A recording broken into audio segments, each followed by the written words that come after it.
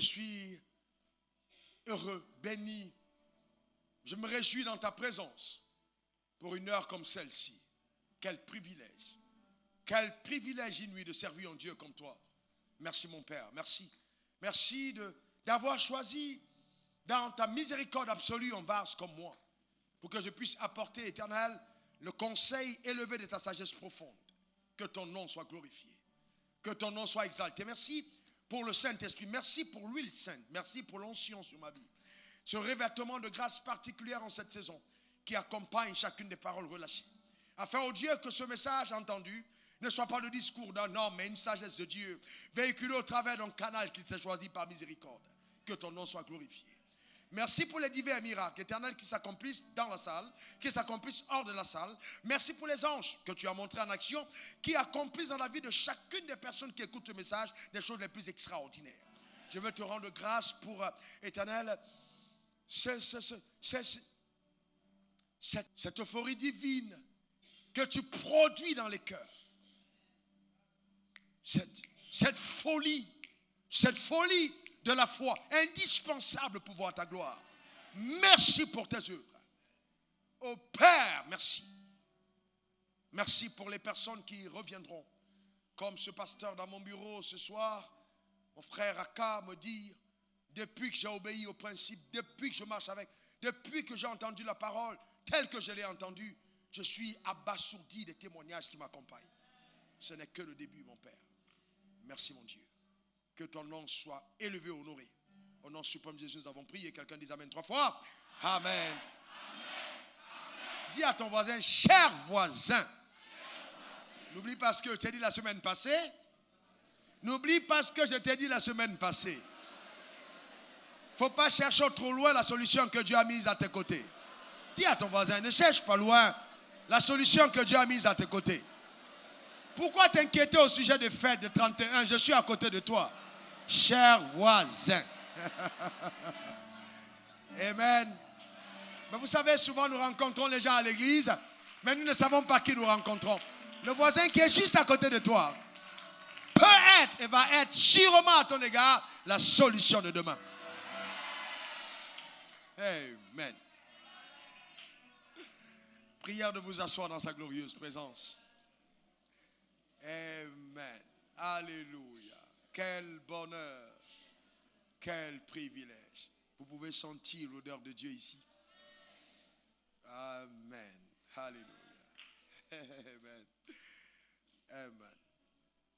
Alors, nous allons, acte 2, le thème, comment accéder à la richesse de façon surnaturelle. Comment accéder à la richesse de façon surnaturelle. Pour rendre le message plus accessible, compréhensible à chacun d'entre nous, je l'ai structuré en 7 axes. Donc, 7 étapes qui te permettent d'accéder à la sagesse, à la richesse de façon surnaturelle. Oh oui, parce que nous l'avons vu, nous l'avions vu, on peut devenir riche avec l'aide de l'onction. N'est-ce pas? L'onction n'est pas simplement là pour guérir les malades, mais l'onction est aussi là pour nous aider, nous, à entrer en possession de la richesse que Dieu nous réserve pour accomplir des desseins qui nous sont assignés. Que quelqu'un dise, c'est mon partage. Que quelqu'un dise encore, c'est mon partage. Alors, j'ai dit, je vais enseigner. Donc, prenez le temps de m'écouter. Je vais prendre le temps d'être posé pour vous transmettre des trésors de la vérité. Donc, la première étape, si nous voulons être candidats à la jouissance des richesses surnaturelles, divines, la première étape, c'est la nouvelle naissance. La deuxième étape, c'est l'intronisation. Quand je parle de nouvelle naissance, c'est avoir accepté Jésus dans sa vie comme étant son Seigneur et son Sauveur personnel. N'oubliez pas que si vous n'êtes pas enfant de Dieu, alors les promesses de Dieu ne vous concernent pas. On ne donne pas son héritage à son voisin, même si le voisin passe sous le tas à dormir dans notre maison. Et on est d'accord, il y a beaucoup de personnes qui passent au temps à l'église, mais ils ne sont pas comptés comme étant enfants de Dieu. Seuls les fils ont leur nom dans le testament. Donc la première chose, c'est être un fils. On est d'accord? C'est pas la nouvelle naissance. Jean 3,16, 2 Corinthiens 5, verset 17 à 20, c'est pas la nouvelle naissance. Jean 1, verset 12. Ensuite, vous avez l'intronisation, la deuxième étape fondamentale. L'intronisation, après la nouvelle naissance, chacun d'entre nous devra être présenté, introduit, intronisé dans sa fonction de roi. Et c'est ainsi donc que les attributs de sa royauté se mettront à son service. Et cette intronisation, c'est le baptême, comme on l'a vu. Marc 16, verset 16. Celui qui croira et qui sera baptisé sera sauvé. Il n'a pas été dit, celui qui sera baptisé et qui croira plus tard sera sauvé. Comme c'est le cas de certains d'entre vous.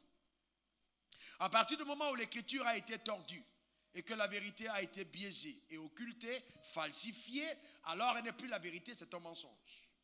Celui qui croira et qui sera baptisé sera sauvé. Donc il n'y a pas de baptême valable quand on les fait bébé, quand on les fait, d'accord, sans avoir cru. Je peux, sans avoir cru, ce n'est pas valable. On est d'accord? C'est très important de le comprendre. Ce n'est pas moi qui dis, c'est ce que la Bible dit. 1 Pierre 3, verset 21 dit, cette eau était la figure du baptême qui n'est pas la purification des souillures du corps, mais l'engagement d'une bonne conscience envers Dieu. L'engagement d'une bonne conscience envers Dieu. Alors je vous pose la question. Alors est-ce que vous êtes capable d'être conscient à 3 ans? Est-ce qu'on peut accuser un enfant de 3 ans d'avoir commis un meurtre? Est-ce qu'on peut accuser un enfant de 6 mois d'avoir mordu sa mère? Non. Pourquoi? Parce qu'on dira que cet enfant est inconscient. Donc si c'est l'engagement d'une bonne conscience, on est d'accord qu'il n'y a pas de conscience quand on est bébé. Donc si on est baptisé bébé, ce n'est pas une conscience. Donc ce n'est pas valable. Et puis dans Colossiens 2, verset 12, ça c'était pour le fond. Maintenant pour la forme, ayant été enseveli avec lui par le baptême, vous aussi vous ressuscitez en lui et avec lui par la foi en la puissance de Dieu qu'il a ressuscité des morts.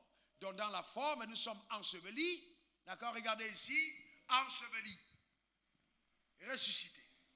Enseveli. Ressuscité. Donc si vous faites l'eau là, il n'est pas enseveli. Il n'est pas ressuscité. Donc même dans la forme, il y a une symbolique de forme du baptême. Enseveli et ressuscité. Donc c'est dans cette de la même façon que Jésus a été baptisé. Et ce qui est intéressant, revenant là-dessus, c'est que quand Jésus a été baptisé, il a été clair, la Bible dit, une voix se fit entendre des cieux, voici mon fils bien-aimé, en qui j'ai mis toute mon affection, écoutez-le. Donc à qui Dieu s'adresse, puisque plus tard, on se rendra compte que les démons disent, on le connaît. Mais qui a présenté Jésus? Comment est-ce qu'ils le connaissaient? Sûrement, ils ont entendu la voix. On est d'accord? Maintenant, suivez-moi aussi attentivement. Et nous avons vu que la création soupire après la révélation des fils de Dieu. Alors, mais comment est-ce que la création te reconnaîtra? Puisqu'on a parlé de ça la semaine passée, juste en fin de rappel.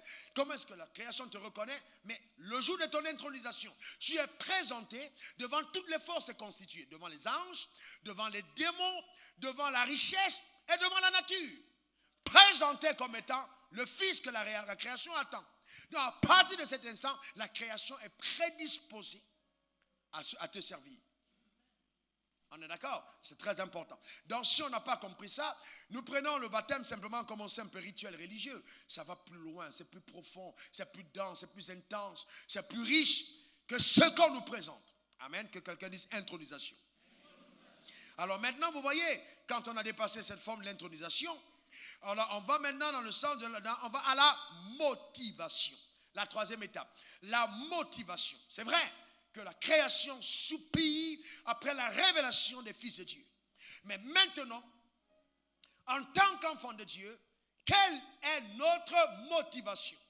Matthieu 8, verset 5. Heureux ceux qui ont le cœur pur, car ils verront Dieu. La motivation. Il y a la question que je voudrais poser à certains d'entre nous, puisque nous réfléchissons. Nous sommes une église de personnes assez intelligentes et sages. Est-ce que c'est vrai que Romains 8, 19 s'accomplira pour nous tous? Est-ce que tout le monde ici dans la maison de Dieu, est-ce que tous les enfants de Dieu verront la création à leur service? Est-ce que ça arrivera à tout le monde? Répondez-moi. Est-ce que tout le monde le voit? Est-ce qu'il n'y a pas des gens qui sont morts sans l'avoir vu? Très bien. Alors, mais qu'est-ce qui Est-ce qu'on n'a pas été tous présentés lors du baptême? Est-ce qu'on a été tous présentés? Est-ce qu'on est tous devenus enfants de Dieu? Mais est-ce que tous les enfants de Dieu jouissent de l'héritage que Dieu leur réserve? Eh bien non. C'est une vérité. Eh bien non. Vous devez être conséquent. Eh bien non. Et donc, le tout n'est pas de dire non, c'est d'aller plus loin. Mais pourquoi non? Parce que si vous ne comprenez pas pourquoi, certains n'en jouiront pas, vous risquez de faire partie du lot de ceux qui n'en jouissent pas. Il faut comprendre. Quelle est la raison? Qu'est-ce qui fait que certains d'entre nous passent à côté de ce que le ciel leur réserve? C'est d'abord, premièrement, la motivation. J'ai dit la motivation. C'est la troisième étape. La motivation. Qu'est-ce qu'il y a dans ton cœur? Regardez dans Deutéronome 8, versets 15 à 16. Deutéronome 8, versets 15 à 16. Dieu est un Dieu qui nous éprouve. Éprouve, hein? C'est un Dieu extraordinaire. Regardez ce qu'il dit. C'est ce Dieu qui t'a fait marcher dans ce grand et affreux désert. Grand et affreux désert. Grand et affreux désert. Là où il y a des serpents brûlants et des scorpions. Dans les lieux arides et sans eau. Et qui a fait jaillir pour toi de l'eau du rocher le plus dur. C'est-à-dire, Dieu t'amène dans un lieu aride où il n'y a pas d'eau. Écoutez-moi attentivement. Suivez-moi attentivement. Il n'y a pas d'eau. Maintenant, quand tu as soif, au lieu de te donner de creuser à la terre, normalement pour prendre de l'eau dans un puits normal, il demande maintenant de parler au rocher pour que le rocher te donne de l'eau. Qu'est-ce que Dieu est en train de faire? Il est en train d'initier ceux qui marchent avec lui aux actions surnaturelles. Afin qu'ils réalisent que le Dieu qu'ils sont en train de suivre n'est pas un Dieu comme les autres. Et que lui, il est capable des exploits les plus rares. C'est pourquoi il fait sortir l'eau du rocher. Dieu est tellement intelligent.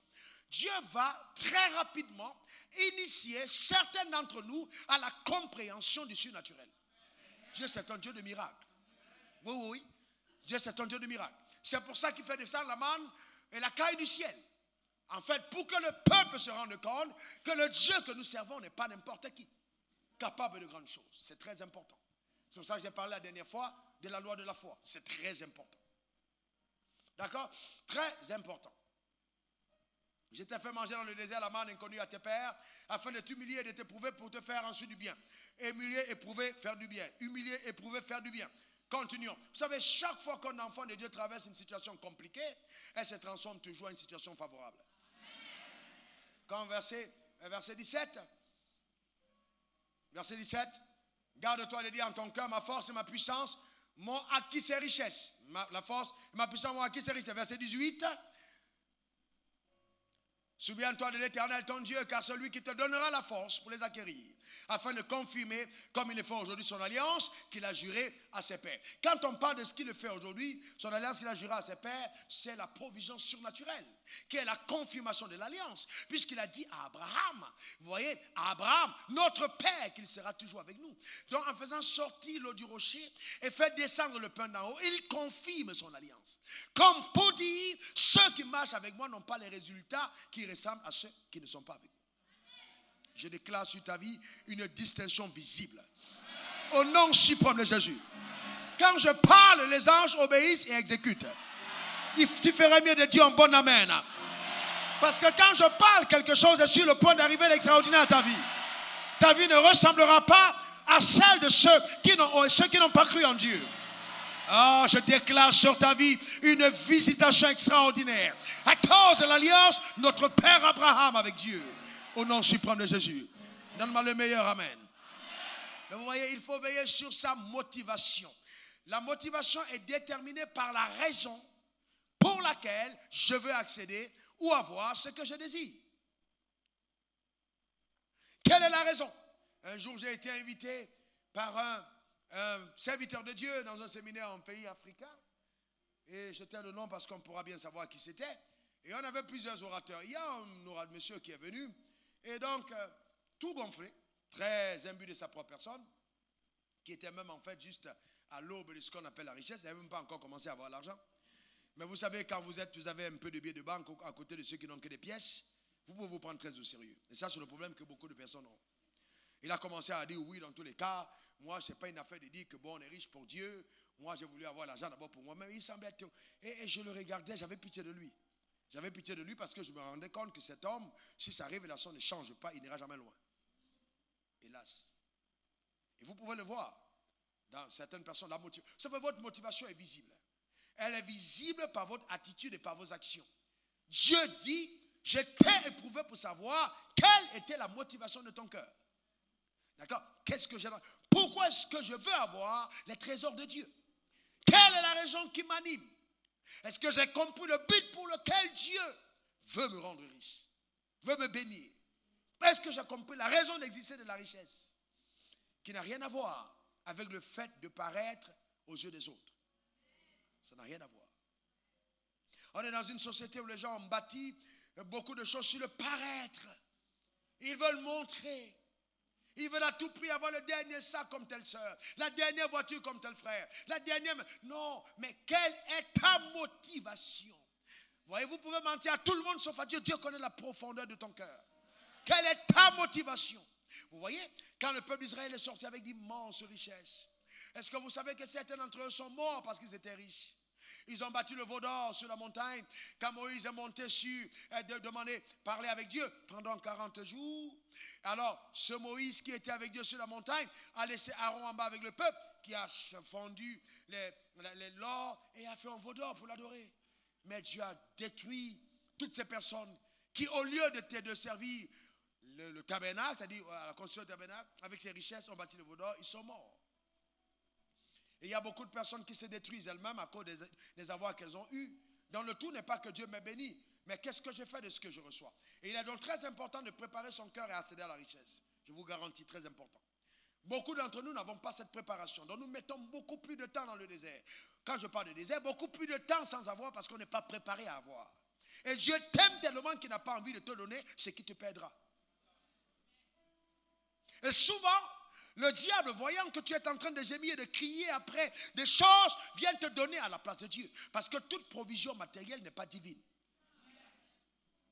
Il y a des gens qui peuvent avoir des percées en business, une affaire marche, on te nomme en poste, mais tu perds ta famille. Oui. Oui. Et tu perds ta vie, tu n'es plus jamais là. Tu es tout le temps dans les avions, tu es devenu copilote.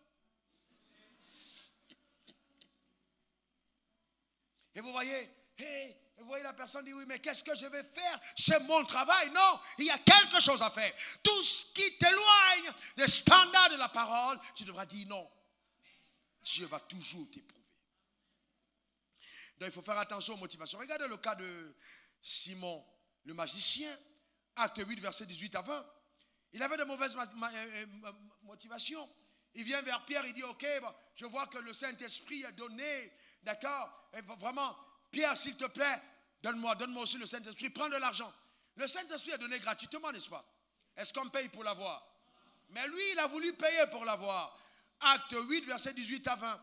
Regardez, lorsque Simon vit le Saint-Esprit, qui était donné par l'imposition des mains des apôtres, vous voyez, le Saint-Esprit donné par imposition de main. L'imposition des mains est capable de déclencher des choses extraordinaires. Ah, sérieusement, c'est par imposition des mains. Et la Bible dit, il leur offrit de l'argent. En disant, accordez-moi aussi ce pouvoir afin que celui à qui j'imposerai les mains reçoive le Saint-Esprit. C'est une bonne chose. Dieu a besoin d'ouvriers, vrai ou faux. Dieu a besoin de personnes qui puissent prêcher l'évangile et baptiser les gens du Saint-Esprit. C'est incroyable, Dieu cherche les ouvriers. Mais là, il refuse de prendre cet ouvrier. Pourquoi? Il était volontaire, mais avait la mauvaise motivation. Il le voulait pour lui-même, pas pour le royaume. Chaque fois que vous désirez les choses saintes, pour un but impur, le ciel vous le refuse. C'est ça la raison pour beaucoup d'entre nous, la motivation.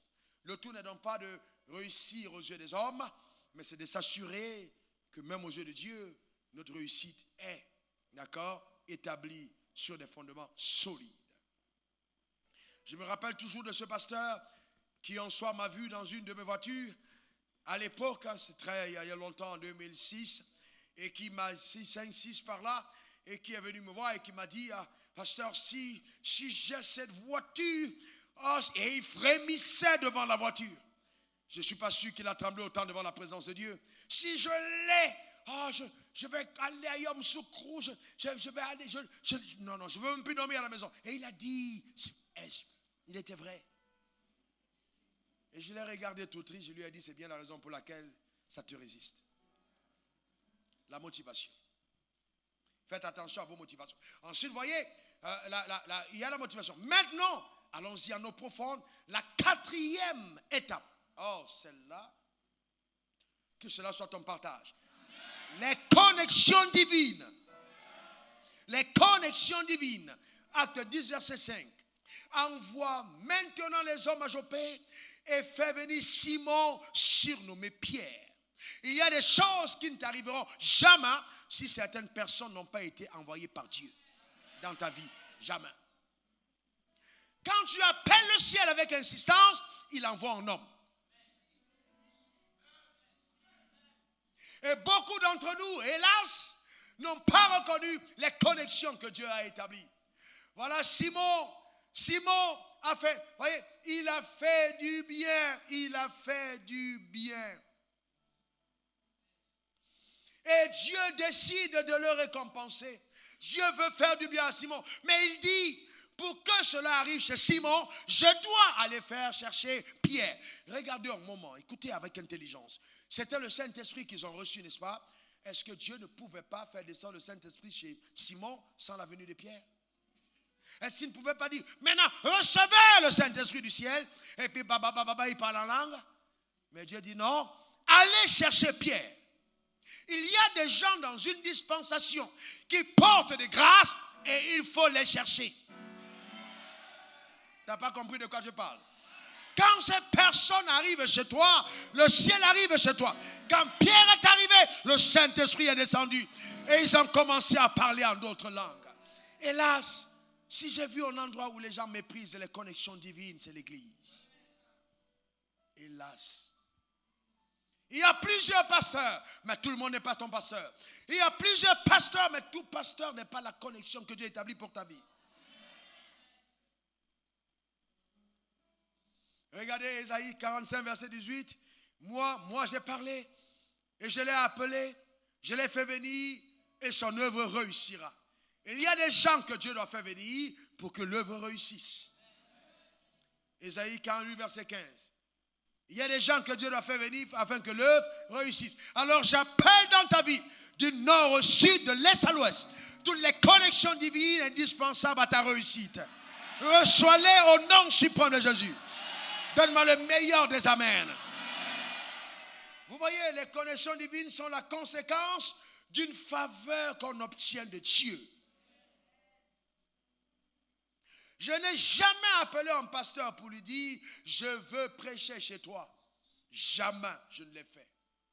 Mais Dieu seul sait combien de pasteurs m'ont invité dans leurs églises.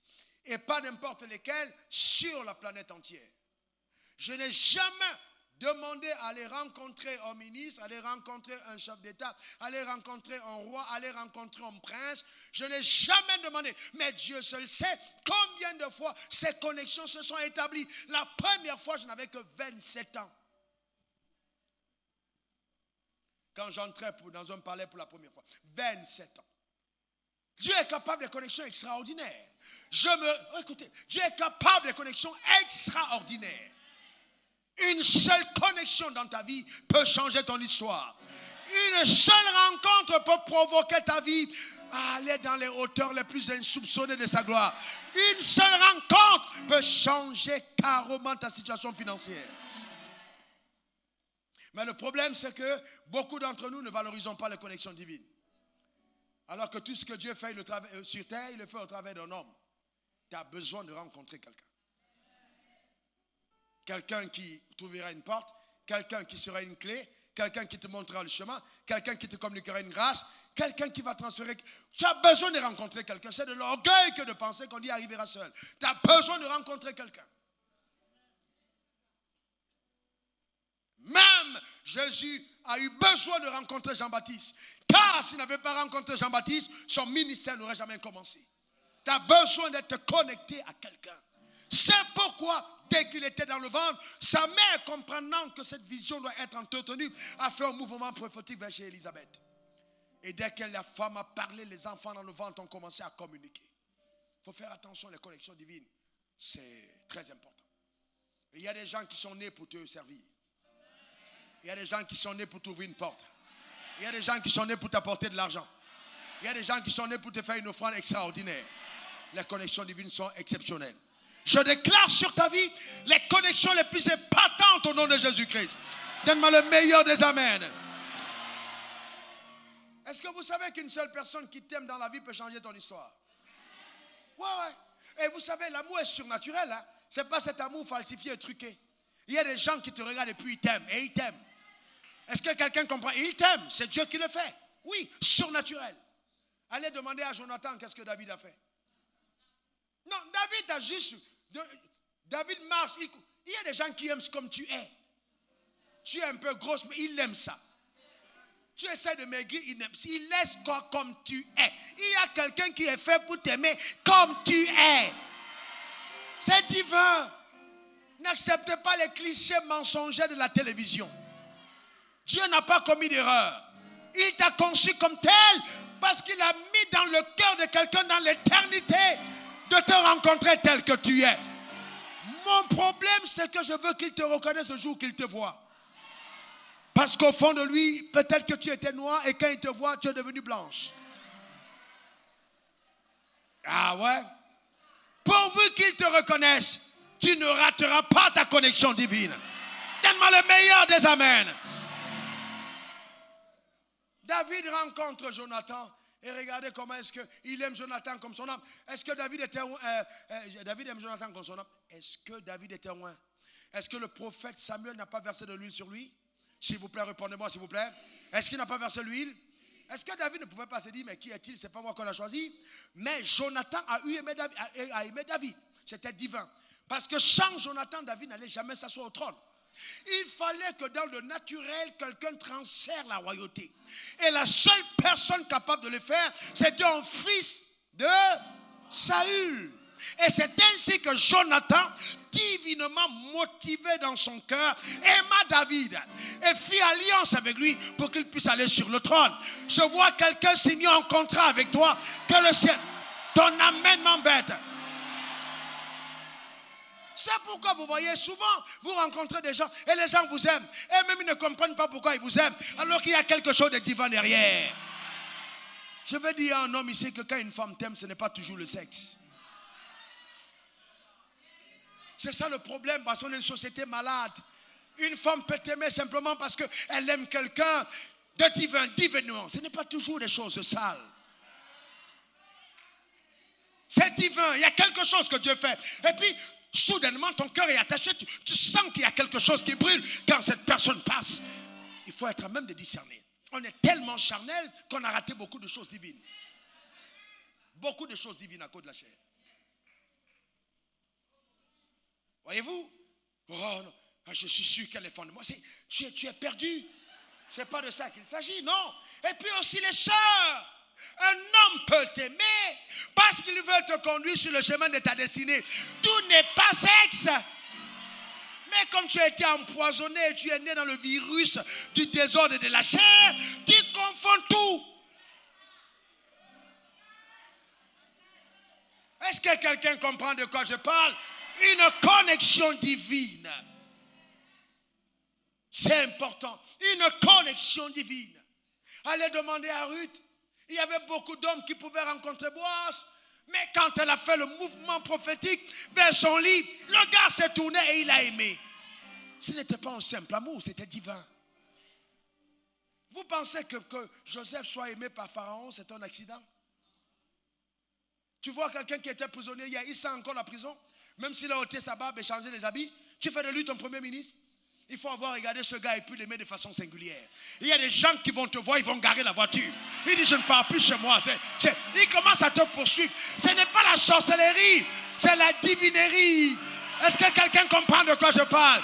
Il a été divinement influencé. Reçois cette grâce sur ta vie. Au nom suprême de Jésus. Donne-moi le meilleur des amens. Alléluia. C'est pourquoi ne vivez pas fermé. Les personnes ne marchent pas en passant par le mur. Sortez un petit peu de l'église et soyez des personnes ouvertes à la société. Les connexions vont être établies dans les avions, aux aéroports, à la gare. Les connexions divines dans ton quartier, dans la rue, au travail. Des connexions divines. Est-ce que quelqu'un est avec moi?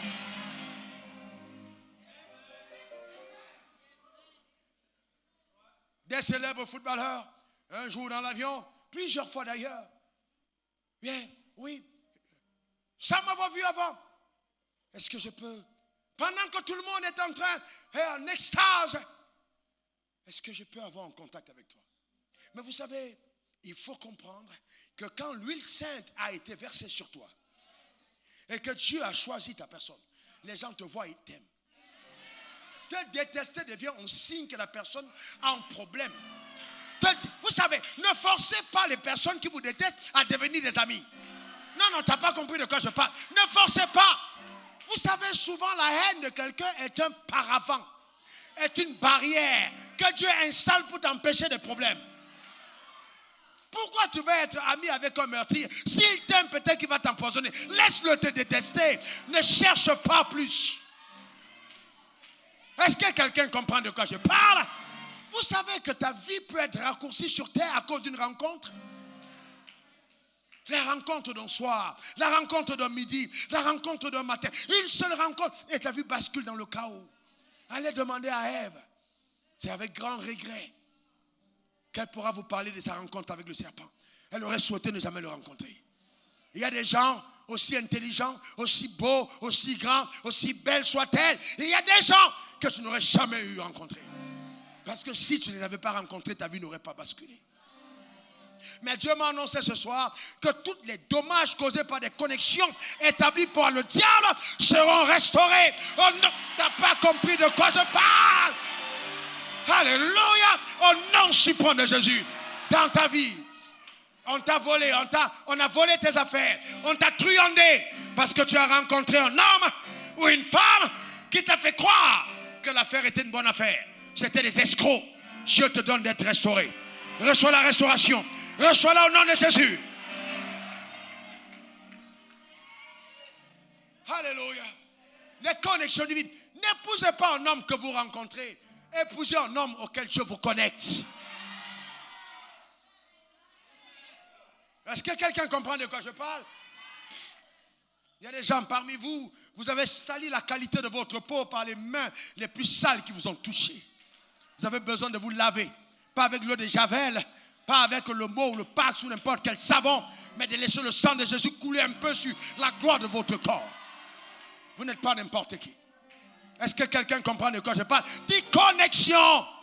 Quelqu'un me dit encore connexion. Ah, que Dieu l'établisse dans ta vie et que cela change radicalement ta destinée. Allez demander à Pierre, pécheur anonyme, illettré, il n'est pas allé à l'école, sans réputation. Quand il parle, tu sens que là même, la bouche, il ne sait pas ce que c'est, hein, la royauté. Il ne connaît pas. Mais il va être appelé et établi dans une royauté éternelle. Dieu est capable de choses incroyables.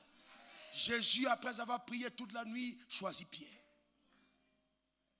Mais il choisit aussi Judas. Judas pour sa mort, Pierre pour la relève.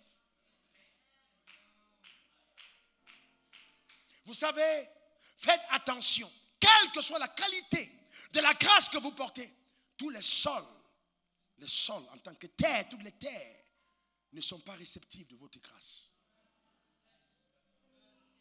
Il y a des gens, quel que soit ce que vous faites, quelle que soit la prière que vous faites, ils ne changeront pas.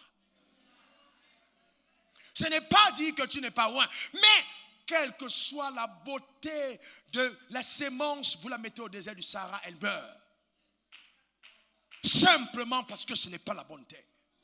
Il y a des endroits où il ne faut pas insister. Ce n'est pas l'endroit, ce n'est pas la personne. Tac, il faut bouger. Il faut bouger. Ne te remets pas en cause parce que quelqu'un n'a pas suivi. Ne perds pas ton temps sur les terres arides que même le ciel a déjà rejeté. Qui es-tu pour essayer d'apporter ton eau, pour essayer d'arroser le désert du Sahara? Le ciel même le combat avec le soleil. Toi, tu veux verser de l'eau? Est-ce que vous comprenez la sagesse avec laquelle je parle? Le ciel a combattu une terre. Toi, tu veux l'arroser? Vous savez, il y a des moments où il y a des personnes, il faut te déconnecter. Ça ne t'apporte rien, ça détruit ta vie, ça ruine ta destinée. Une mauvaise rencontre, un mauvais mariage. Et tu as transformé tes nuits en nuits de lamentation. Et tes journées en journées de deuil. Et ta démarche en démarche de complainte. Et ton discours, un discours de tristesse. La belle fleur que tu étais, l'avenir promoteur, la fille radieuse qui servait l'Éternel, tu commences à te faner avant l'heure. Parce que le mauvais homme est entré dans ta vie. Que cela ne soit pas ta partage. Oh non, supprimons de Jésus. Donne-moi le meilleur des amens. Faut pas. Il fait froid, il n'y a personne, je ne vois rien. Dieu n'est pas obligé de te servir à la table que tu vois. Je ne vois rien ici qui ressemble à mes rêves. Pourquoi tu penses que Dieu est obligé d'agir ici? Je parle à quelqu'un qui est là-bas en France, sous la neige, et tu penses que c'est ton voisin qui est lui. Non, reste calme. La terre est grande. Dieu est capable de choses incroyables. Il va t'épater et te surprendre. Amen, ne sois pas pressé, reste calme. Amen, reste calme, reste calme. Donc il y a les connexions. Dis encore connexion. Dis encore connexion. Mais vous savez, Dieu peut vous mettre la personne la plus extraordinaire et vous avez la fin la plus lamentable. Vous rencontrez la personne la plus glorieuse, mais votre fin est lamentable. Demandez à Géasi, il n'a pas eu de la connexion qui était Élisée. Vous voyez, c'est dangereux. C'est dangereux. Il faut bien gérer les connexions divines. Je vois les gens les mépriser. Vous n'aurez pas les connexions. Vous avez la connexion juste pour en profiter. Toutes les personnes qui aiment profiter, falsifier, faire du faux, mentir, etc., détruisent les bonnes relations. Soyez quelqu'un de crédible. Si on vous dit ça coûte 150, ça coûte 105. N'ajoutez pas un franc. Soyez clair. Ne pensez pas toujours à ce qu'on vous donne. Pensez à ce que vous apportez. Vous savez, les gens pensent qu'on aide, on donne parce qu'on a ses faux. On donne parce que le cœur est là. Et on ne donne pas que l'argent. Toute personne qui vous côtoie, qui ne vous aide pas, qui n'est pas en train de courir après la satisfaction de votre cœur, de vous pousser vers l'avant, faites attention, c'est un Géasi. Et les Géasi ont la même fin. Ça dit fin, F-I-N. La lèpre. La honte. Vous ne pouvez jamais mépriser une connexion que Dieu a envoyée pour vous. Ne pas respecter les lois de la connexion et penser que votre fin sera... Vous vous trompez. Impossible. Quand je l'ai compris, depuis le jeûne de 7 jours et 7 nuits, quand Dieu m'a dit, repars chez ton père avec 1 million. Tu es plus sage que toi. Il y a des portes. Si tu les as refusées de bien gérer la connexion, tu vas ramer en vain. Allez demander à Pierre. Il dit, viens, je ferai de toi pêcheur d'hommes. Et puis oui, mais Jésus est mort depuis longtemps, on ne voit pas. Et les gars, rentrons à la pêche. C'était normal. Sauf que lui, on lui a dit, pêcheur d'hommes, plus jamais pêcheur de poissons. La connexion était claire. Les poissons l'ont régné. Parce que l'aptitude surnaturelle lui avait été ôtée de pêcher à nouveau. Est-ce que quelqu'un comprend de quoi je parle? C'est pas parce que je peux le faire, moi aussi je vais prouver, je suis intelligent. Mais est-ce que c'est ce que Dieu veut? Qu'est-ce que Dieu a demandé? L'humilité est importante. Oh mais tu sais pas, vraiment. Non, c'est pas une question de tu sais pas. Le problème c'est rectifie ton cœur. Chacun d'entre nous, nous passons tous par le processus où à un certain moment on a l'impression qu'on est humilié. Il n'y a pas de résurrection sans mort. Il n'y a pas de vie sans mort. Le vrai problème c'est que beaucoup d'entre nous voulons vivre sans mourir. Voilà le drame. Ah ouais, bénis-moi, accorde-moi, dis arrose-moi, donne-moi si. Il y a des choses, si Dieu vous les donne, je vous garantis, vous ne dormez pas pendant 1 mois. Vos os vous aurez mal aux os, ce n'est pas un cancer, vous aurez mal. Tellement ça va vous dépasser à portée. À cause de la qualité de votre cœur. Attention aux connexions. Gérez-les bien. Et tout ce que le diable va faire quand une connexion est établie, ça je vous dis, je suis à l'église, vous êtes tous les fils, vous êtes des membres de l'église, mais je vous dis en vérité, ce que je ne vous ai pas dit depuis longtemps, vous n'êtes pas tous des fils. Les fils, je les connais. Ce n'est pas tout le monde. Il y a des gens, un jour je priais pour quelqu'un, je sens c'est-à-dire je parle, la parole sort, la boum, ça tape sa tête, ça s'en va, bam. Le ciel dit, rien ici ne peut se faire. Vous savez, aucun homme de Dieu ne peut te bénir si l'ordre divin n'a pas été respecté. Le problème, c'est qu'on a pu croire que l'homme de Dieu est capable au moment de dire la chose arrive. Non, il te bénit selon le conseil de Dieu. Donc si le ciel est contre ta démarche, aucune parole ne peut créer l'accélération. Aucune. Donc, mais comme on ne vous le dit pas parce que les gens veulent profiter pour vous mettre sous leur joug, je vais dire ceci, tu vas commencer à voler, à nager. Moi, je ne vais pas te mentir. il y a un prérequis pour que les choses s'accomplissent. La gestion des connexions divines. Une porte d'accès ne peut pas être ouverte pour toi. Et toutes les nuits sur ton lit et ta femme, vous critiquez la porte pour laquelle Dieu a placée devant vous. Non, non, non, non, non, non, non, non, non, non, non, non, c'est dangereux. Non. Soyez reconnaissants. Vous savez, les personnes qui ne savent pas honorer les grâces que Dieu leur apporte, se ferment eux-mêmes les portes du ciel. Oui, oh, mais il devait me faire si oui, il n'a pas fait. Mais qu'est-ce qu'il a fait d'autre? Vous voyez, souvent on est prompt à oublier tout le bienfait. Et on pense, il m'a fait comme ça, oui, mais attends. J'aurais bien aimé qu'on me fasse ça et puis on me fasse autre chose qu'il t'a fait. Voyez-vous, le diable est toujours là à nous amener à voir ce qu'on ne doit pas voir et à négliger ce qu'on doit négliger.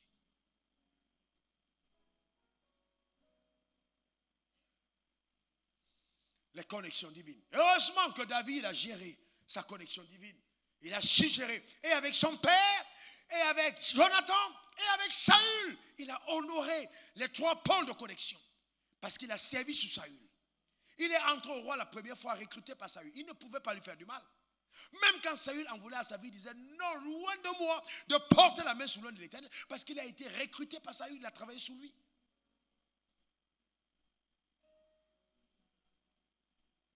Vous vous levez dans les petits complots, les petits trucs pour aller prendre des miettes ici, vous tournez, il y a des gens, vous les employez, ils sont avec vous, dès qu'ils voient qu'il y a une opportunité de vous faire gagner de l'argent, ils courent par là-bas, ils font ça en leur nom, ils mettent... Mais c'est du faux, vous ne pouvez pas prospérer, c'est du faux, faux, faux. Qu'est-ce que vous voulez? Rien, vous n'aurez rien avec ça. Et souvent, vous savez, les personnes qui vous dévendent, ils savent ce que vous faites, même s'ils se taisent. Et c'est à l'église où on voit plein de ces choses. Plein de ces choses, des personnes. C'est dommage, hein? Gérer les connexions. Il faut faire attention. Savoir gérer les connexions divines. Ensuite, quand vous avez passé le cap de la bonne gestion des connexions divines, il va donc arriver la saison de l'idée divine. Oh mon Dieu, que Dieu te donne d'y arriver. L'idée divine. Ah ouais, cette idée-là, une seule, elle vaut des milliards et des milliards. L'idée divine. Mes frères, j'ai vu quelqu'un me remettre 100 millions. 1, 2, 3, 4, 5, 6, 100. Sur une succession d'années. Cash. Voilà le chèque. 100 millions. Mais c'était la conséquence de la gestion d'une connexion. Si vous ne gérez pas bien les connexions. Mais comme, vous savez, souvent, Dieu va envoyer une richesse sous la forme d'une pauvreté. Il y a des gens parmi vous, aujourd'hui, des personnes dont je tais le nom, qui peuvent, sur le cycle de l'année, me donner 1, 2, 3 millions à répétition chaque trimestre. Mais c'est un acte de reconnaissance de la connexion qui a été au travers de la grâce. C'est ça la vie. Voyez-vous? C'est ça la vie. Mais hélas, malheureusement, on a une mentalité de pauvreté qui fait que chaque fois qu'on côtoie des gens, on pense simplement à ce qu'on tire et non à ce qu'on donne. Les fils s'investissent, les fils sacrifient, les fils élèvent les mains, les fils poursuivent la vision, les fils soutiennent le père. Non, c'est important. Pas que moi, mais les gens même tout autour. Gérez précieusement vos relations. On parle trop en la rinda, et puis aucune sagesse de la vie. C'est pas bien. D'accord? C'est pas bien. Et faites attention au type de rencontres que vous avez. Vous ne pouvez pas être un saint et avoir les rencontres malsaines. Vous êtes un saint et toutes vos rencontres sont malsaines. Tous vos amis ne vont pas à l'église. Tous vos amis ne lèvent pas la main vers le ciel. C'est des personnes avec lesquelles vous pactisez, vous faites affaire. Mais comment vous voulez réussir dans la vie? Ce sont vos amis. Et je dis de ne pas être en rapport avec les impies. Non, c'est pas ce que j'ai dit. Je traite des affaires avec des personnes qui ne sont pas à l'église. Et les personnes qui adorent d'autres dieux, oui. Mais attention, l'amitié, les personnes qu'on fréquente, qu'on côtoie tout le temps, vous devez avoir dans le lot de ces personnes des saints qui sont vos amis.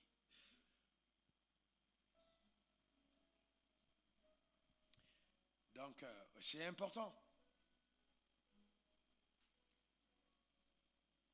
Après cette étape, il y a la connexion. Quelqu'un dit idée divine. Quelqu'un dit idée divine. Zacharie 4, verset 10. Zacharie 4, verset 10. Car ceux qui méprisaient le jour des faibles commencements se réjouiront en voyant le niveau de la main de Zérubabel. Voyez-vous?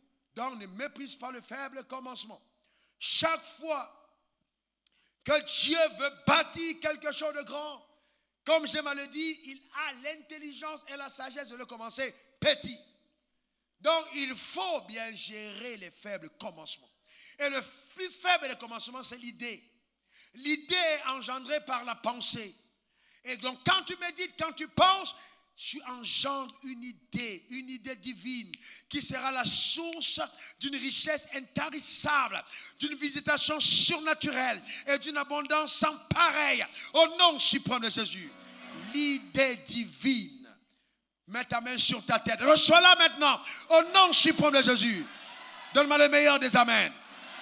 Que Dieu te communique des idées divines par songe, qu'il te communique par vision, qu'il te communique par révélation, qu'il te communique par intuition. Reçois les idées divines au nom suprême de Jésus.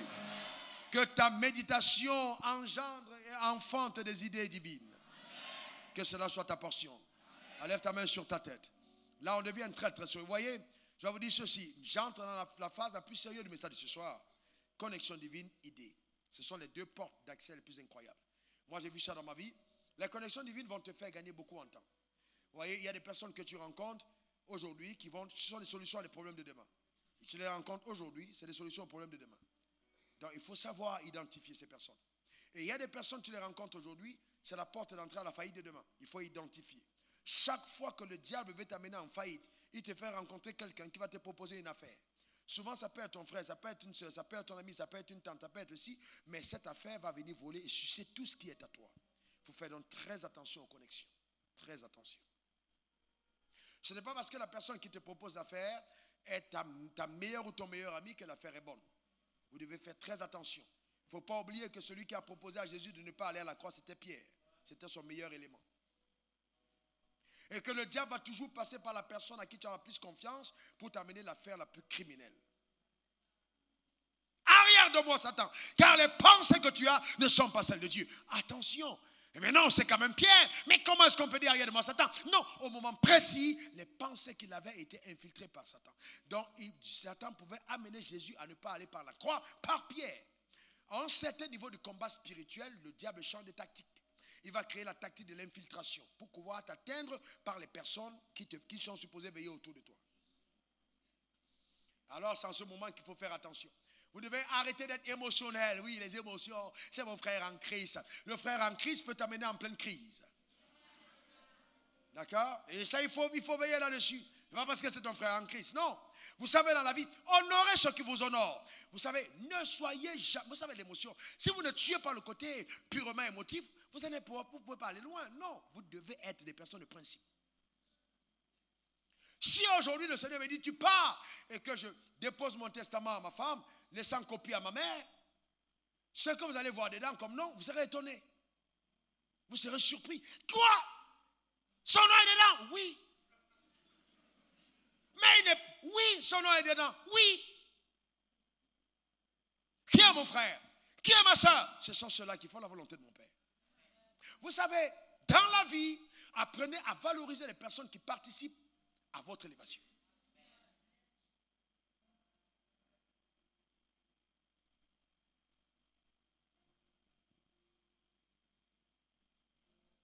Et ça, c'est important. Voyez-vous, c'est très important. Voyez l'idée divine, c'est incroyable l'idée. L'idée divine, elle peut paraître insignifiante, mais en fait, c'est un trésor dissimulé. L'idée est la sémence de toute réalisation. C'est-à-dire, quand vous sémez l'idée, c'est une réalisation qui est née. Donc l'idée est la sémence de toute réalisation. On a construit cette église à partir d'une idée. Tu t'es habillé à partir d'une idée. Ce que vous mangerez à table, c'était une idée de ta femme. Ou du moins de la servante, selon les cas. Ou de l'homme. D'accord? D'accord? Donc ça vient d'une idée. C'est une idée. Est-ce que quelqu'un comprend de quoi je parle? C'est très important. Ça vient d'une idée. Et vous voyez, et c'est là où les enfants de Dieu parlent. Oh, Seigneur Jésus, je t'aime. Alléluia. Est-ce que vous savez que l'amour de Dieu ne résoudra pas vos problèmes? Ça va vous choquer. Hein? Le vrai problème dans l'église, c'est qu'on a focalisé notre attention sur le fait que Dieu nous aime. L'amour de Dieu t'amènera au ciel, mais ne va pas résoudre tes problèmes de la terre.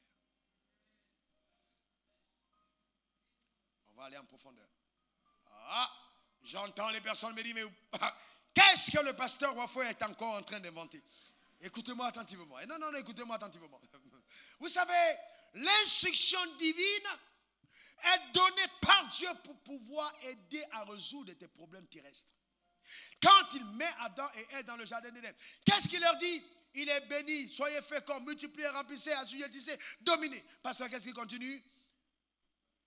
Dominez sur le poisson de la mer et tout. Après, qu'est-ce qu'il dit? Verset 29, qu'est-ce qu'il dit? Voici, je vous donne du fruit d'arbre, portant de là. Oh là là, s'il vous plaît, mesdames, mesdemoiselles et messieurs. Portant de là, je comprends que votre cœur est en train de chauffer. Portant de là, sémence. Ce sera votre. Eh bien, qu'est-ce qu'il dit? Qu'est-ce qu'il dit? Mon fils, qu'est-ce qu'il dit? Regarde ce qui est écrit. Voici, je vous donne toute herbe verte, portant de là. Qu'est-ce qu'on dit? Il a dit portant quoi? Oh, s'il vous plaît, portant de la sémence. Alors, qu'est-ce qu'il était en train de dire? Que votre subsistance sur terre ne dépend pas de mon amour pour vous, mais votre capacité à gérer la sémence que je vous donne. Donc, Dieu peut t'aimer et tu meurs pauvre. Dieu peut t'aimer et tu meurs endetté. Dieu peut t'aimer et on te chasse de la maison parce que tu n'as pas payé ton loyer. Dieu peut t'aimer et tu n'as pas d'argent pour manger. Si on ne vous le dit pas, on va vous aller dans les églises où on a beaucoup de femmes qui sont là en train de rêvasser aussi. Non, il faut être concret. Non, ce n'est pas une affaire. Il faut être concret. Ce n'est pas une affaire de rêver. Il faut être concret. On vous a longtemps blagué avec des paroles juste pour vous bercer. Moi, je ne suis pas un pasteur pour te blaguer. Je suis un pasteur pour t'instruire. Parce que la vérité finit par te rattraper, soit sur la terre, soit au ciel. Allez demander à Lazare, il était pauvre, il est mort pauvre. Il était allé au ciel, mais pauvre. Donc même au ciel, la réalité de sa pauvreté l'a rattrapé. Donc n'essaye pas de fuir la pauvreté en disant je vais aller au ciel. Même au ciel, on va reconnaître que c'était toi le pauvre du coin. Que cela ne soit point ton partage. Que cela ne soit point ta portion. Tu ne partiras pas de la terre avec les empreintes que le diable a laissées sur toi. Quelqu'un n'a pas compris de quoi je parle. Je redis encore ce que je dis parce que c'est une portée prophétique immense. Tu ne partiras pas de la terre avec les empreintes que Satan a laissées sur toi. Tu ne vas pas arriver au ciel, on dit non, c'était la borgne. Non. Dieu va restaurer tes yeux avant que tu ailles voir clair là-bas.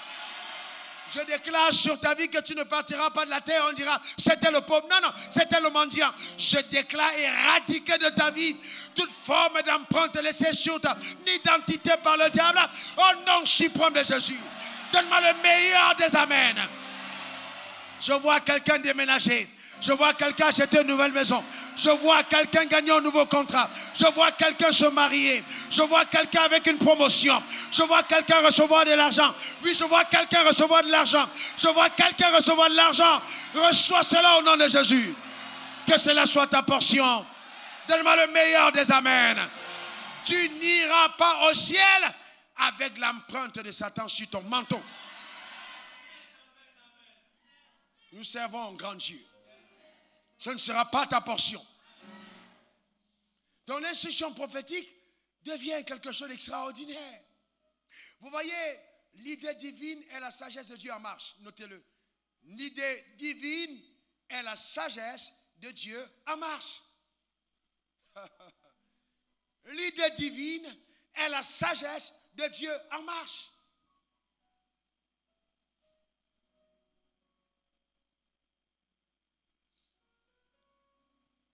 Et les idées divines coopèrent avec les lois de Dieu.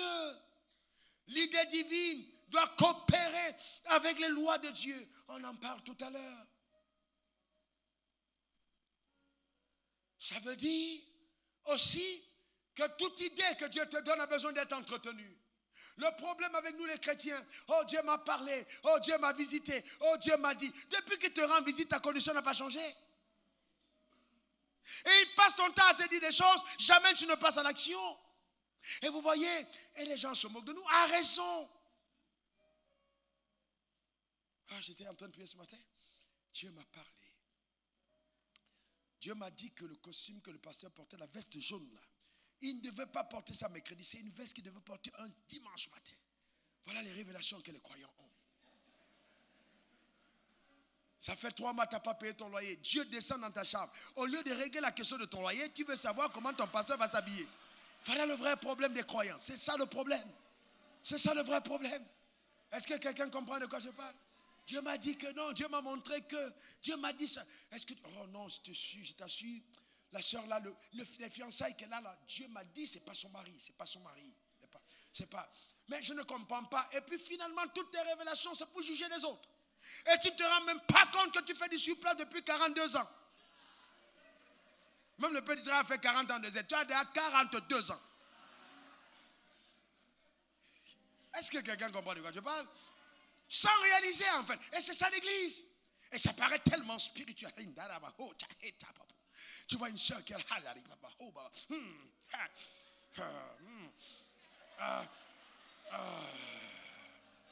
et tu vois le nouveau converti, quand il arrive, il dit, Dieu, la soeur, elle est spirituelle. Quand elle brille, oh, alléluia.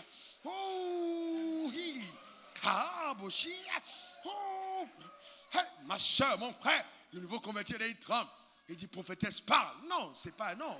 C'est de l'intimidation. C'est de l'ensorcellement. Est-ce que quelqu'un, c'est de l'égarement. Ça n'a rien de spirituel, tout ça.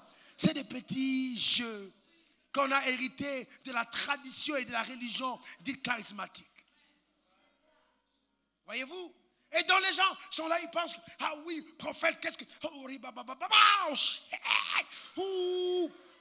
Donc quand ils font ça, on dit, oh, il est puissant. Il est puissant. Ouh là là, non, l'homme là, il est loin. Mais quand vous venez me voir dans mon bureau, je mets la main dans le ventre, comme la dernière fois, j'ai dit au bébé, qu'est-ce que tu fais là? Pourquoi tu as ta tête en haut? Hey, reprends ta place, s'il te plaît, reprends ta place, au nom de Jésus, remets-toi. Et puis la personne sort, il dit non, ça c'est pas vrai. Il n'a même pas prié pour moi. Il n'a pas prié. Il n'a pas prié. Et moi j'aime ça. Quand je les vois sortir, je vois sur le visage. Et je sais qu'après ils vont revenir. Et étonné. Et ça fait 2 minutes. Non, ce n'est pas une question de temps. C'est une question d'ordre de révélation. Ce n'est pas une question de temps. J'ordonne maintenant, au nom suprême de Jésus, à la richesse qui est rattachée à ta personne, du nord au sud, de l'est à l'ouest, de venir vers toi maintenant. Je commande que cela vienne à toi au nom suprême de Jésus. J'ordonne à l'idée divine de se loger dans ton esprit au nom puissant de Jésus. Je commande que cela arrive maintenant au nom suprême de Jésus. Toute forteresse installée qui pendant longtemps a bloqué la révélation de Dieu, j'ordonne qu'elle soit renversée au nom suprême de Jésus. Reçois cette grâce sur ta vie maintenant. Alléluia. Donne-moi le meilleur des amens. Quand Dieu te donne une idée divine, il faut l'entretenir. Ensuite, il faut l'explorer. Je la garde, je la consigne, je l'explore. L'exploration de mon idée. Je commence à méditer, à voir de fond en comble l'idée que Dieu m'a donnée. Il me dit, mets une société de transformation de produits agricoles. Je commence à explorer l'idée et à voir si les gens l'ont fait avant moi. Comment est-ce qu'ils l'ont fait? Et je commence à appeler les connexions divines rattachées à l'idée. Parce qu'il y a quelqu'un d'autre qui a besoin de mon idée et moi j'ai besoin de l'argent que quelqu'un possède pour que cette idée en soit engendrée. Parce qu'il y a des gens qui ont tellement d'argent, ils n'ont plus le temps pour penser. Et ils cherchent quelqu'un qui a une idée pour mettre son argent. Et toi, tu es là tout le temps, oh Dieu, donne-moi, oh Dieu, oh Dieu, Dieu. Non, il y a quelqu'un qui te cherche. Le problème, c'est le manque de crédibilité. On n'est pas crédible. Est-ce que quelqu'un te donne ton argent, tu vas revenir après? Tu vas commencer à fuir. Je te remets ça dans 1 mois. Ça va devenir 1 an. Après, ça va devenir 2 ans. Et quand il commence à te dire, mon frère, ça a duré. Oh oui, mais comment toi aussi, tu m'encaisses? Comment tu veux qu'il fasse quoi? Il doit t'encaisser. Il faut voir ce que je suis en train de dire. Et ça, c'est le croyant. Comment il m'encaisse? Et puis quand on l'appelle, le téléphone sonne. Est-ce que quelqu'un ne voit un portable, là, s'il vous plaît? Le téléphone sonne. Il prend le téléphone, ça sonne. Et puis, il dérange. Il ne dérange pas. C'est la personne qui t'a aidé à avoir l'argent que tu as dépensé. Et puis, il décroche. Alors, je prie. Et puis, il dépose le portable. Est-ce que quelqu'un comme je prie? Est-ce que quelqu'un est avec moi? Hein? Est-ce que vous voyez? Et il dépose le portail et il ment au nom de Dieu. Et il oublie que la Bible dit que ton nom soit sanctifié. Et il mêle Dieu à ses mensonges. Voyez-vous, c'est ça le croyant d'aujourd'hui. J'ai vu des croyants. Si un homme comme moi, c'est-à-dire l'onction que j'ai se dégage à distance, tu le vois. Il y a des gens qui sont venus me tromper. Assis à l'église et ils me mentent. Moi-même. J'ai commencé à prier pour les saints. J'ai dit, Joe, si c'est moi, c'est que c'est grave à l'église. C'est qu'il y a des gens, donc si moi-même le croyant, le pasteur que je suis, et puis quelqu'un vient, il me ment, il prend mon argent, il fuit. Souvent même il ne fuit pas, il s'assoit en face. Il me regarde, il dit, et puis il y a quoi? C'est pris ma part. Et puis il y a quoi? Et le pasteur va me faire quoi? Et puis il n'y a rien. C'est fini. Alléluia. Et donc, j'ai un autre, je voulais encaisser, il me dit non, pasteur, ce qui n'est pas fruit de conviction est péché. Dieu ne me met pas la conviction de te rembourser.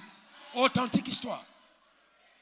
Donc, on prend la Bible, maintenant on te présente en tant que pasteur. Dieu ne me donne pas la conviction de te rembourser. Sérieux, les croyants sont extraordinaires. Les croyants de la fin des temps. Extraordinaire. C'est pour ça que le flair doit être extrêmement aiguisé.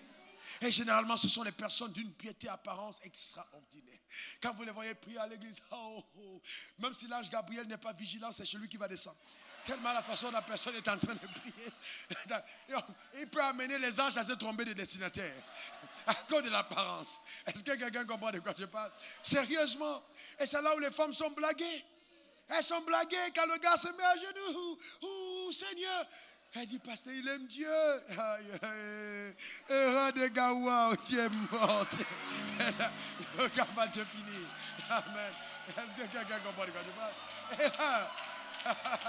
Amen. Alléluia. Amen. Donc l'idée doit être explorée. Il faut explorer son idée. Prendre le temps de s'enfermer, de l'explorer, de regarder autour. Maintenant, il faut traduire l'idée en action conséquente. Cela s'appelle l'organisation. Traduire son idée en action conséquente. Vous voyez, vous devez organiser l'idée en action conséquente. Donc c'est important, c'est très important. Dieu va te donner des idées extraordinaires, mais traduis-la en action conséquente. Il faut passer à l'action. C'est le point numéro 7, mais on y revient. 6e étape, là vous voyez, c'est écrit, honorer les lois. Vous voyez, honorer les lois. Matthieu 6, verset 33 à 34. Cherchez premièrement le royaume des cieux et sa justice. Alors toutes choses vous seront données par-dessus tout. Vous voyez, c'est ça. Vous voyez, beaucoup de croyants pensent que comme j'aime Dieu, je ne peux pas accomplir les lois. Ce n'est pas vrai. L'amour de Dieu ne te privera pas de l'accomplissement de ses lois. Ce sont les lois de Dieu qui te permettent de déplacer le ciel sur la terre. C'est l'amour de Dieu qui te permet d'aller au ciel. L'amour t'amène au ciel, mais les lois de Dieu déplacent le ciel sur la terre. Donc personne n'est exempt de la loi. Nous sommes tous appelés à mettre la loi en pratique. Quand Dieu me l'avait parlé en premier, un jour, quelqu'un m'envoie un message et une citation de Mike Murdock, un homme de grande sagesse. Et je me rends compte qu'il a dit la même chose. J'ai sursauté. J'ai dit, waouh, exactement la même chose. Il y a des fois comme ça, vous lisez des livres, vous tombez sur quelque chose, vous dites, waouh, Dieu a dit ça à quelqu'un d'autre.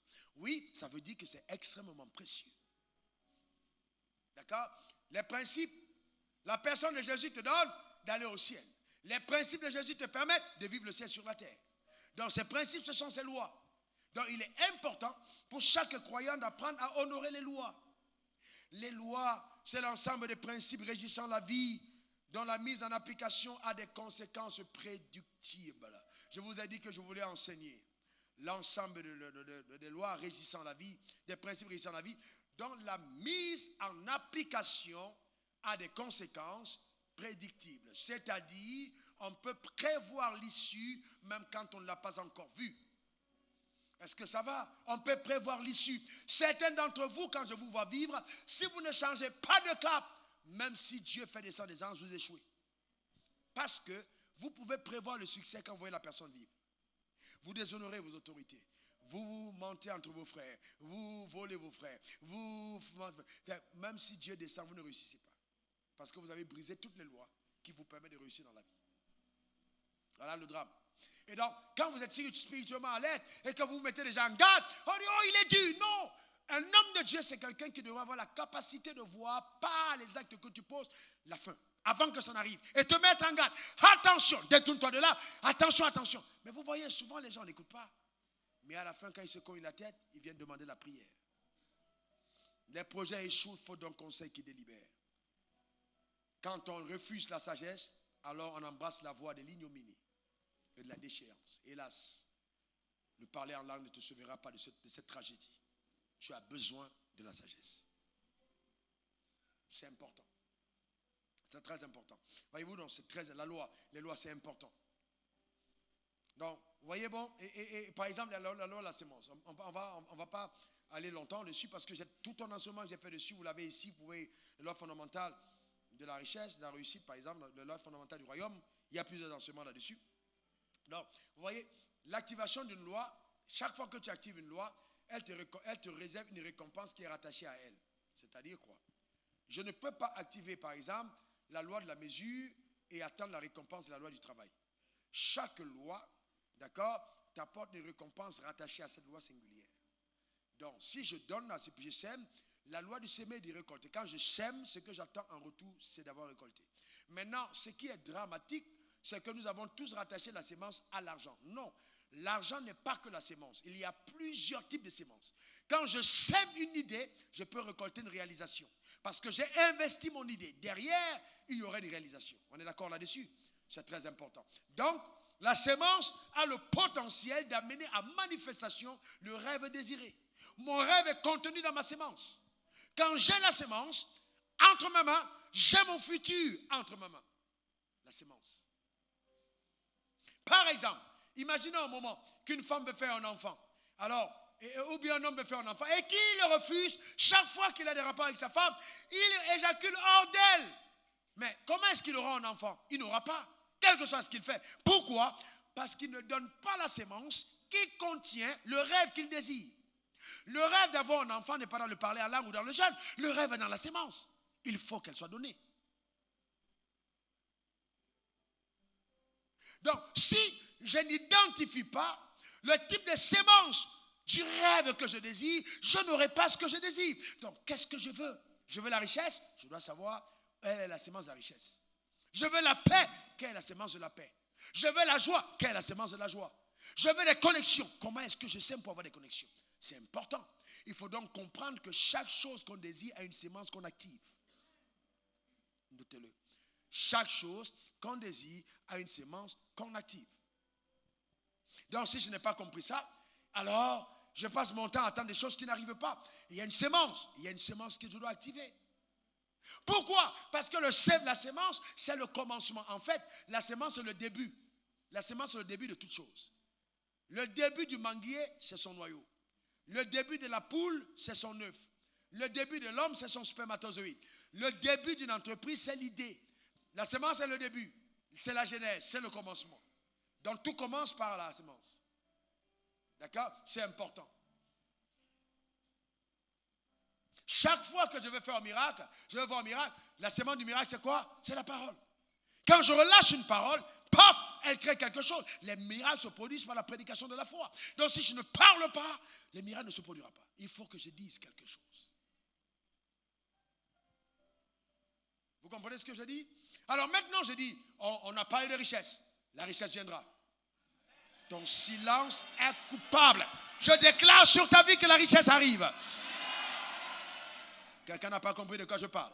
Je dis la richesse te localise et la richesse arrive à toi au nom suprême de Jésus. N'oubliez pas que j'ai parlé à l'entité responsable de la dérive des connexions. Vous savez que Dieu peut préparer quelqu'un pour ta rencontre et tu viens à la rencontre de la personne te voit mais elle ne te reconnaît pas. Il y a des personnes dans la vie qui sont voilées. Ce sont les entités sataniques qui sont en train d'empêcher aux gens de faire ce qu'ils devaient faire pour toi. Parce qu'il y a des forteresses qui combattent. Les gens viennent après toi et on les fait du bien. Quand tu arrives, rien ne se produit. Alors que la personne que tu as rencontrée, c'est la personne. Mais quelque chose se lève contre ça pour empêcher que cela n'arrive. Et tu passes ton temps de recommencement en recommencement. Mais pourquoi il y a une forteresse et une entité qui combat que ces choses arrivent? À partir de cet instant, tu peux avoir la possibilité de mettre fin à ce combat. Oui. Je l'ai vu, je l'ai expérimenté. Il y a des paliers de la vie où ta prière ne fait rien. Tu vas prier 1000 ans, tu ne traverses pas le bas. Tu pries, tu ne traverses pas ce niveau. Sauf si tu comprends que là, déclencher le cycle élevé de la richesse peut souvent demander de faire intervenir sa richesse. Parce que Dieu est tellement intelligent qu'il a laissé le milliard que tu attends dans les 10 000 francs que tu as.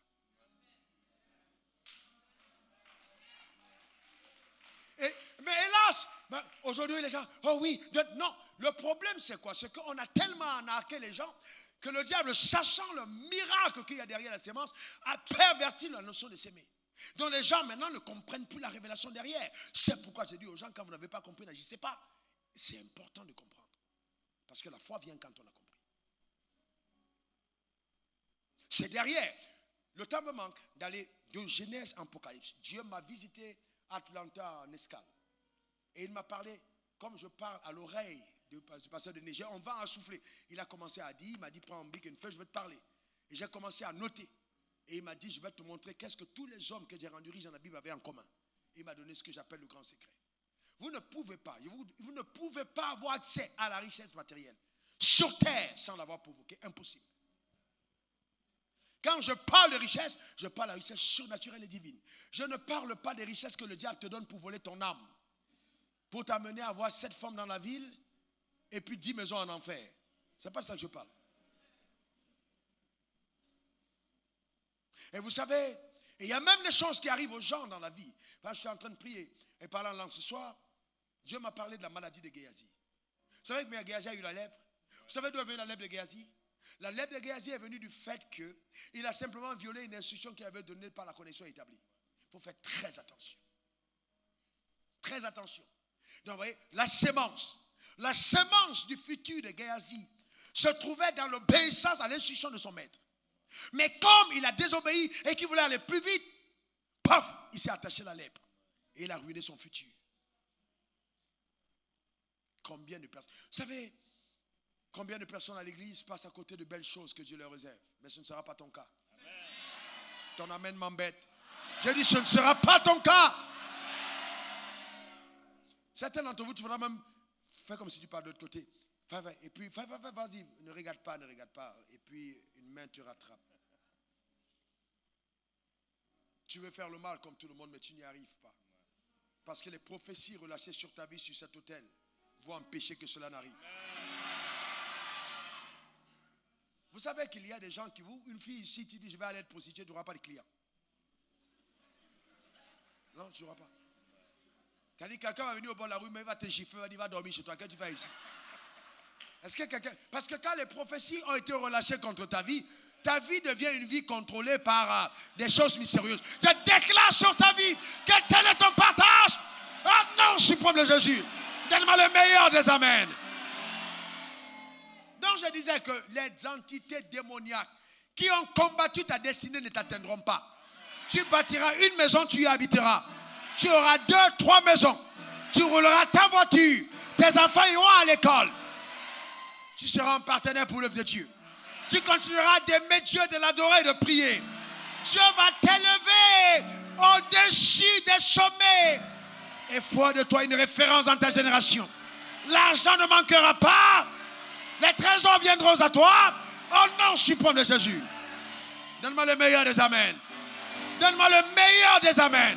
Donne-moi le meilleur des amens.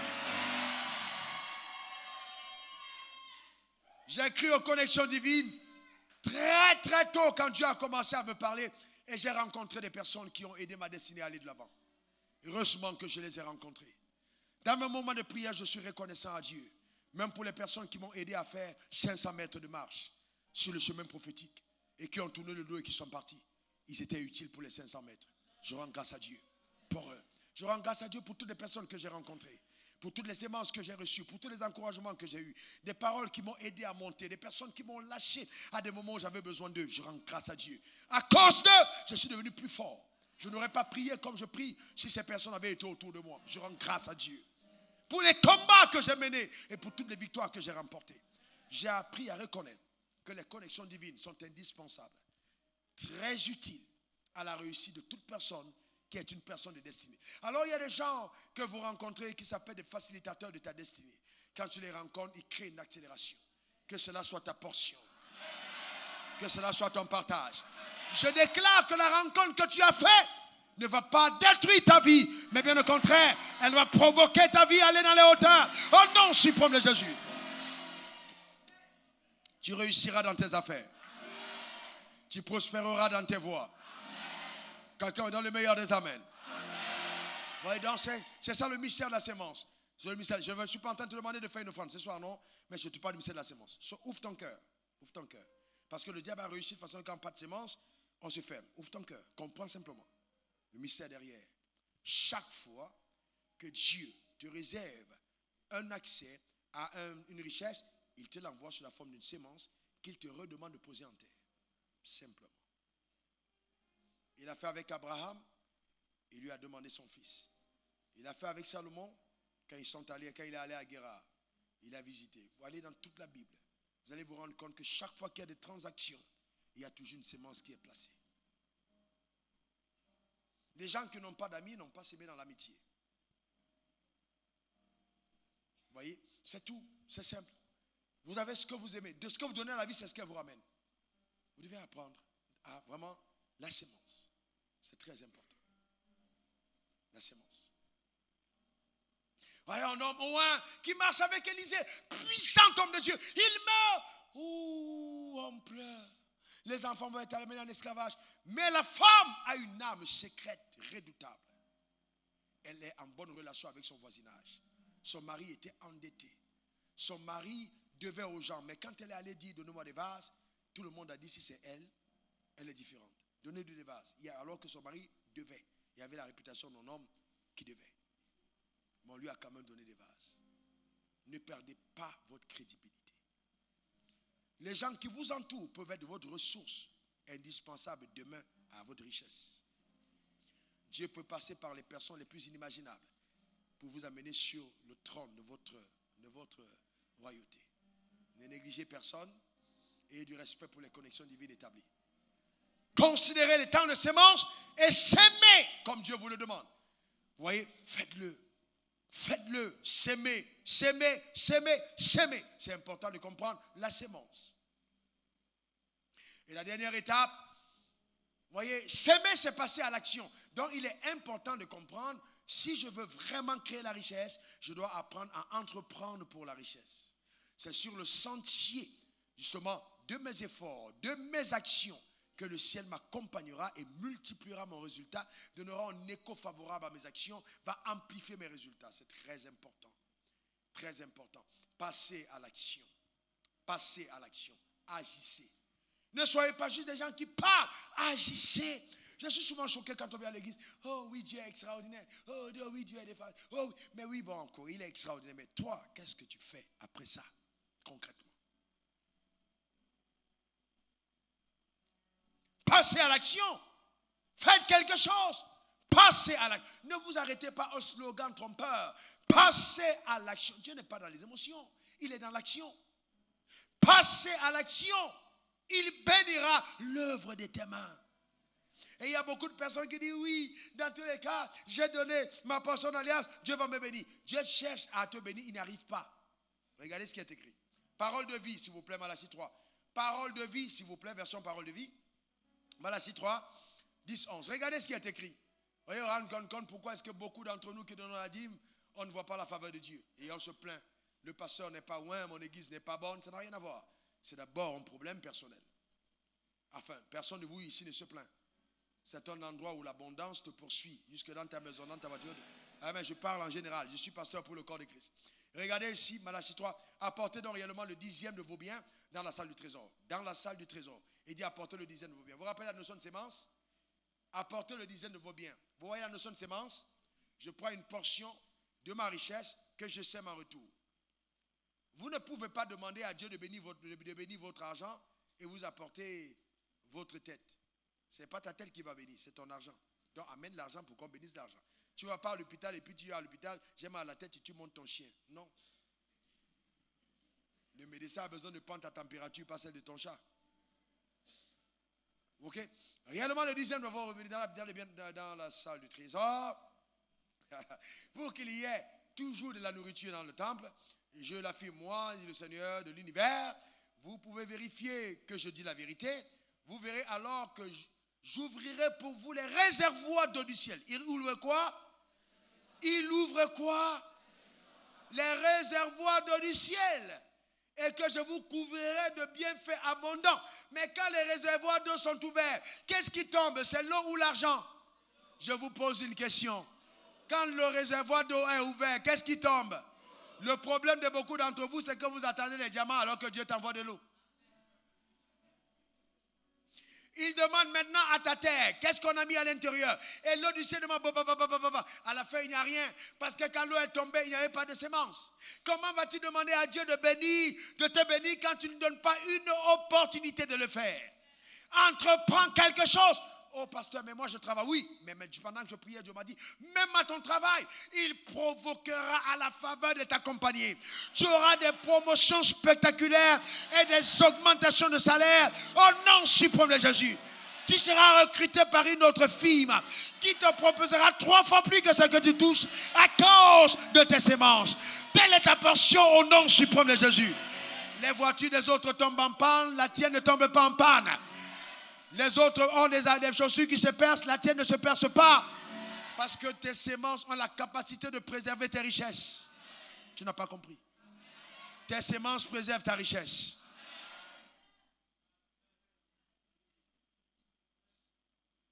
Donc il faut passer à l'action. Agissez. Tout ce que Dieu t'aura mis à cœur de faire, fais-le. Que personne ne t'intimide. À partir de ce soir, je parle sur ta vie. Et je déclare en vertu du pouvoir que le ciel m'a conféré, que la prospérité t'accompagnera dans toutes tes entreprises. Ton amen m'embête. Tu commenceras à vendre des arachides, mais après tu vendras des immeubles. Parce que Dieu t'aura élevé de façon spectaculaire. Ne méprise pas les faibles commencements du Seigneur, car Dieu est avec toi au nom suprême de Jésus. Le poste que Dieu t'a donné, ce n'est que le commencement. Il va t'élever dans les hauteurs insoupçonnées par sa puissance redoutable au nom suprême de Jésus. Élargis l'espace de ta tente. Élargis l'espace de ta tente. Élargis l'espace de ta tente. Élargis l'espace de ta tente. Vois plus grand que ça. Ose là où tes semblables n'ont pas osé. Rien n'arrive à personne qui ne fait rien. Si tu veux voir ce que tu n'as jamais vu, aie l'audace de faire ce que tu n'as jamais fait. N'aie pas peur de faire ce que Dieu te demande de faire parce que d'autres ne l'ont pas fait. C'est la raison pour laquelle tu t'appelles comme tu t'appelles et tu ne t'appelles pas comme ton voisin t'appelle. Et que tu n'as pas l'empreinte digitale de ton pasteur, c'est parce que tu es simplement quelqu'un d'unique et de particulier. Je parle à tes empreintes. Je déclare sur... écoute-moi bien. Je parle à tes empreintes. Comme la police te reconnaît par l'empreinte que tu poses. Et on sait que c'est toi. À cause de cette empreinte. Maintenant, Dieu me met à cœur de parler sur tes empreintes. Tu laisseras des traces que personne d'autre n'aura laissées. Ton empreinte sera tellement éloquente que tes actions sous le soleil te rendront immortel. On parlera de toi jusqu'à la venue du Seigneur. Tellement l'impact aura été remarquable au nom suprême de Jésus. Je prophétise sur ta vie que le rêve et l'idée que Dieu a injecté dans ton esprit, tu te débats et tu te bats pour savoir comment est-ce que cela va se réaliser. Cette année ne terminera pas que Dieu t'aura donné la stratégie totale au nom suprême de Jésus. Et tu as une idée et tu dis mais comment avoir l'argent? Comment avoir l'argent? Je vois quelqu'un qui porte un vase d'albâtre. Je vois quelqu'un qui porte un vase d'albâtre. Je vois quelqu'un qui porte un parfum de grand prix faire un mouvement vers ta vie. Quelqu'un qui t'aime, à qui Dieu te connecte au nom suprême de Jésus. Écoute-moi bien, j'entends le Saint-Esprit me dire ceci. Ce n'est pas parce que tu ne sais pas marcher que tu n'arriveras pas à ton but. C'est fort ça. Ce n'est pas parce que tu ne sais pas marcher, ce n'est pas parce que tu es paralytique que tu n'arriveras pas à ton but. Je déclare au nom suprême de Jésus que Dieu suscite des personnes qui te portent et qui te transportent, qui t'amènent là où tu veux aller, qui t'amènent là où tu dois aller, qui t'amènent au port désiré au nom suprême de Jésus. Je déclare que la force des autres sera mise à ton service. Ton amen m'embête. Ton amen m'embête. La force des autres sera mise à ton service au nom suprême de Jésus. Je déclare que les enfants qui sont tes enfants, qui sont sortis de tes entrailles, scanderont ton nom et parleront de toi, mère, femme. Telle est ta portion au nom puissant de Jésus. Les femmes qui hier t'ont jalousé à cause de la grâce que Dieu avait mise en toi viendront s'asseoir à tes pieds pour apprendre, car ils auront vu la sagesse élevée que Dieu a déposée par ta vie au nom suprême de Jésus. La mère qui t'a porté dans son sein,